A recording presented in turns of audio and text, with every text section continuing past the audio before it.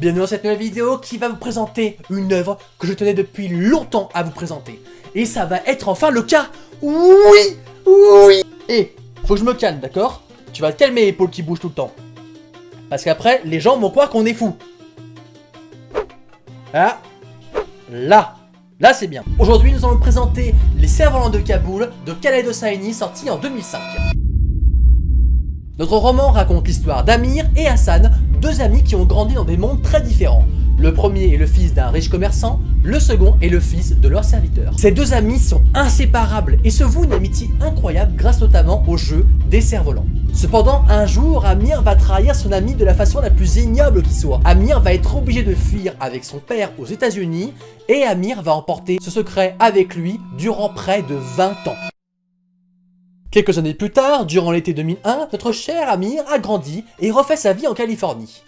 Il reçoit cependant un jour un homme au téléphone qui lui répond ceci: « Je sais ce que vous avez fait ».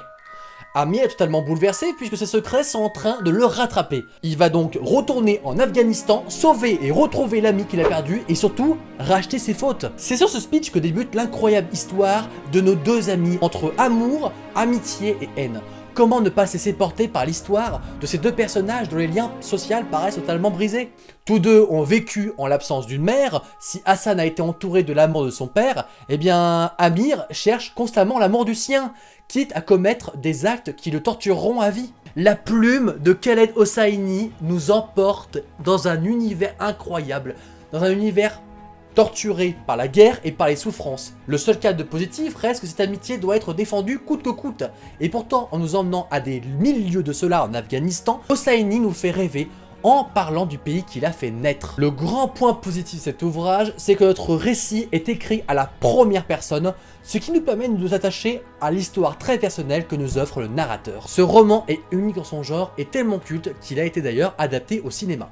Si vous voulez vivre une dose d'émotion avec un livre qui vous fera rire, pleurer, n'hésitez plus, je vous en supplie, parce que moi, il m'a vraiment ému et j'ai été vraiment satisfait de terminer ce livre en me disant, voilà, j'ai découvert un livre culte qui ne me donnait pas très envie à la base. L'auteur trouve toujours des points positifs à dire dans son livre, et ça, en cette belle année 2017 qui débute, et bah ça fait du bien. Je sais pas si ça vous l'a fait, mais il y a des livres qui vous changent dans la vie. Et quelques années plus tard, lorsque vous les rouvrez, vous vous dites: ce livre m'a apporté quelque chose plus qu'un autre. Et bien ce livre en fait partie. Je vous assure que si vous l'achetez, vous découvrirez toutes ces émotions. J'en suis persuadé. Prenez soin de vous, lisez beaucoup surtout, aimez vos proches, parce qu'un lecteur averti en vaut deux.